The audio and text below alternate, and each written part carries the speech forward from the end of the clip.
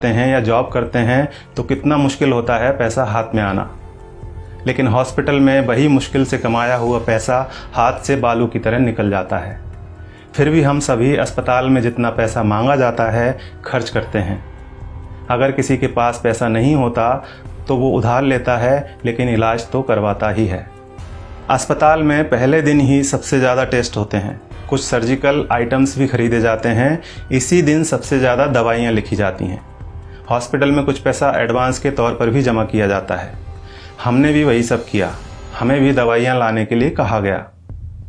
आजकल हर हॉस्पिटल का अपना मेडिकल स्टोर होता है, सो यहाँ भी था। हमने दवा ली और हमारा जो पहला बिल बना वह था 8,369 रुपये का। हमने अपनी जेब से इतने रुपए निकाले और देना चाहा तो पता चला कि हमें तो सिर्फ 4,620 रुपये ही देना है। क्या आपके साथ ऐसा कभी हुआ है कि आपने 8,300 रुपये की दवाइयाँ खरीदी हों और किसी अस्पताल ने आपको 4,600 रुपये ही लिए हों? शायद नहीं। हमारे साथ भी पहले ऐसा कभी नहीं हुआ था। अब यह बिल देखिए, दवाओं की कुल कीमत है 8,369 रुपये, जिसके नीचे लिखा है डिस्काउंट 3,748 रुपये। नेट अमाउंट है 4,600 रुपये, जिसका भुगतान हमें करने के लिए कहा गया। ऐसे हमारे पास और भी कई बिल हैं। हमने 5 दिन एडमिट रहने के दौरान वहाँ से कई बार दवाइयाँ खरीदी और हर बिल पर हमें छूट मिली।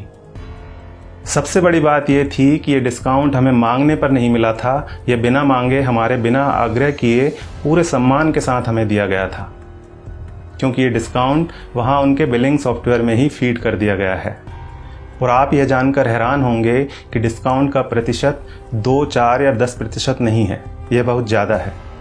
कुछ सर्जिकल और इंजेक्टेबल में डिस्काउंट 91% यानी 91% तक हैं, और जितने भी पेशेंट वहाँ एडमिट हैं सबको इसका लाभ मिल रहा है। अब आपके मन में सवाल उठ रहा होगा कि ऐसा क्यों? हम भी यही सोच रहे थे कि आखिर ऐसा क्यों। तो हमने डॉक्टर साहब से सीधे पूछ लिया, क्योंकि इसका जवाब तो वही दे सकते थे। फिर उन्होंने हमें बताया कि क्यों उनके अस्पताल में इतना डिस्काउंट दिया जाता है। उन्होंने हमें समझाया कि MRP का खेल क्या होता है। एक उदाहरण के तौर पर उन्होंने बताया कि एक इंजेक्शन 270 रुपये का आता है और उस पर MRP आती है 1,000 रुपये। उन्होंने कहा कि मेरा मन नहीं माना कि मैं 270 रुपये का वह इंजेक्शन अपने पेशेंट को 1,000 रुपये में बेच दूँ। मैं डॉक्टर हूँ, मुझे अपनी फ़ीस और मेरे हॉस्पिटल की दूसरी सेवाओं का चार्ज मरीज से लेना है। 270 रुपये का इंजेक्शन 1,000 में नहीं बेचना। ये बात तो हुई डॉक्टर संजय कुमार के नैतिक मूल्यों की। अब यहाँ सवाल ये है कि दूसरे ज़्यादातर अस्पतालों के मालिकों ने क्या अपना ज़मीर बेच दिया है? बेबी गैस्ट्रो केयर अस्पताल के डॉक्टर संजय कुमार की तरह ये क्यों नहीं कहते कि हमें भी अपनी सर्विसेज का पैसा ही मरीज से लेना है? वे क्यों नहीं कहते कि 270 रुपये का इंजेक्शन 1,000 में हम नहीं बेचेंगे? दूसरा सवाल ये है कि आखिर दवा कंपनियों द्वारा इतनी MRP लिखी ही क्यों जा रही है? इनको किसने अधिकार दिया है दवाओं पर इतनी ज़्यादा MRP लिखने का? और आखिर में सबसे बड़ा सवाल यह है कि हमारी सरकार, हमारा स्वास्थ्य विभाग, हमारे प्रधानमंत्री और स्वास्थ्य मंत्री क्या कर रहे हैं? वे इस बात का संज्ञान क्यों नहीं लेते? क्या दवा कंपनियों द्वारा लिखी जा रही MRP पर अंकुश लगाना नोटबंदी या धारा 370 हटाने से ज़्यादा कठिन काम है? क्या इसे व्यवहार में लाना GST लागू करने से ज़्यादा मुश्किल है? अगर नहीं तो फिर क्यों दवा कंपनियों को इतनी छूट दे रखी है?